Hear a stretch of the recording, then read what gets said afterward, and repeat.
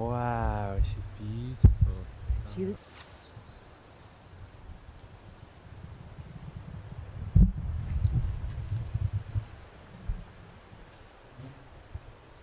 Jura, God's sake, girl.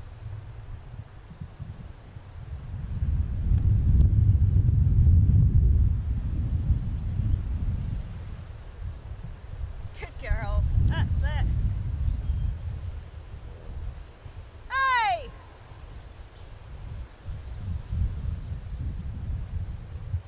Now we're trying to kill me.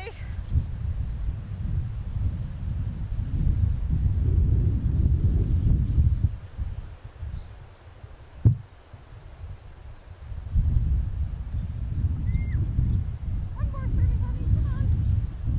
Hey, Jura. Good girl.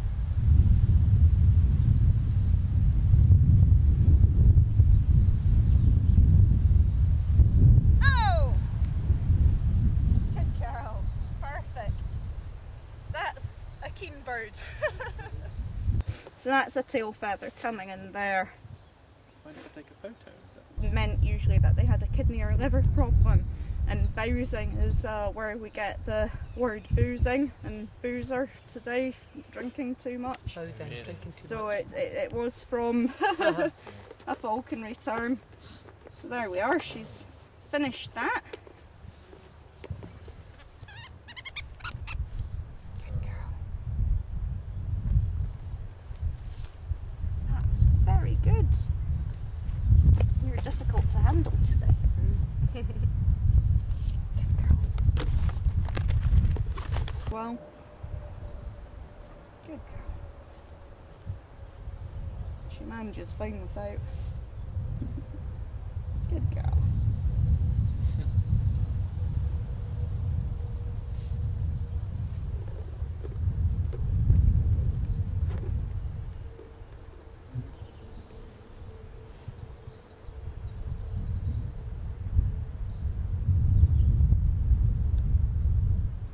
Your fingers are agile. They're okay this time of year. In the winter it gets a lot harder. It's beautiful. Flying in the winter is just... It's difficult because winter is when your hunting season is, so you enjoy the hunting, but at the same time you can't feel your fingers or toes for most of the hunting season, so... So when you say hunting, they go off and they fly and they catch? Yeah, that's the true sport of falconry. Yeah. So personally I take a female Harris to rabbit and hare. That's what I do. So that's probably the most common form of the sport. To rabbit and hare? Yeah, so that she's come close with a lot of hare, but she struggles to hold that because it's so much larger than a rabbit.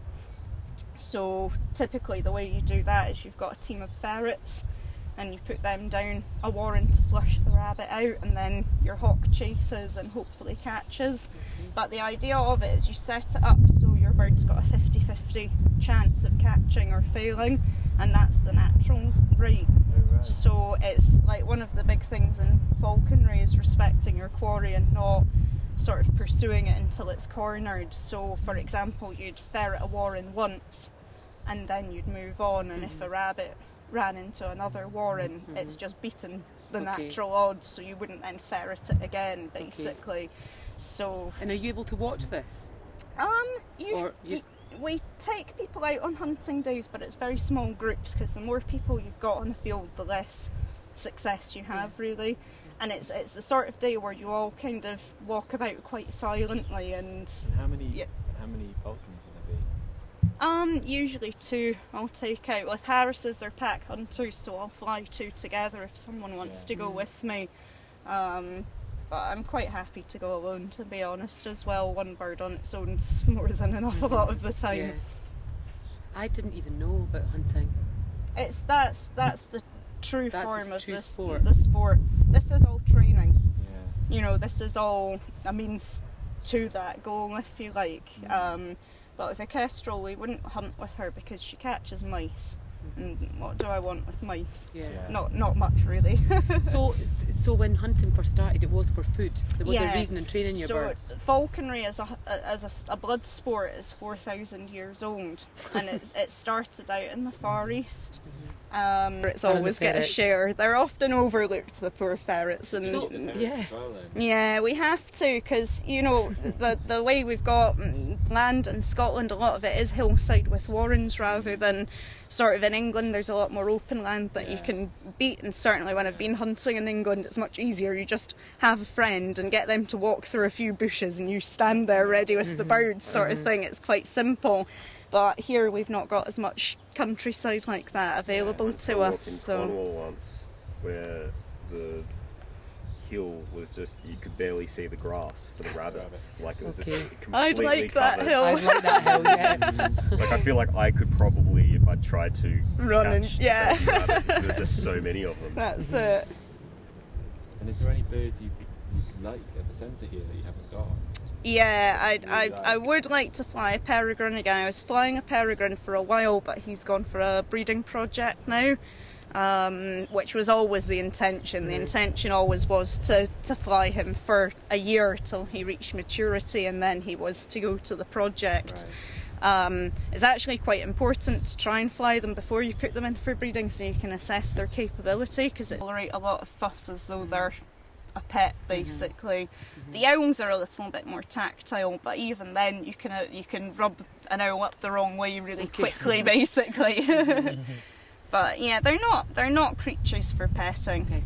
It's something that, you know, it's long a frustration of mine that you've got so many places now you go and people bring birds and let you stroke them for £1 a photo, because that's right. you know, holding a bird on a glove, that's fine, and people should definitely get a chance to do that. Stroking, a bird gets nothing from that all day, and it's actually very annoying for the bird to be, you know, stroked by strangers like that all day. How have they been able to train the birds to allow that to happen?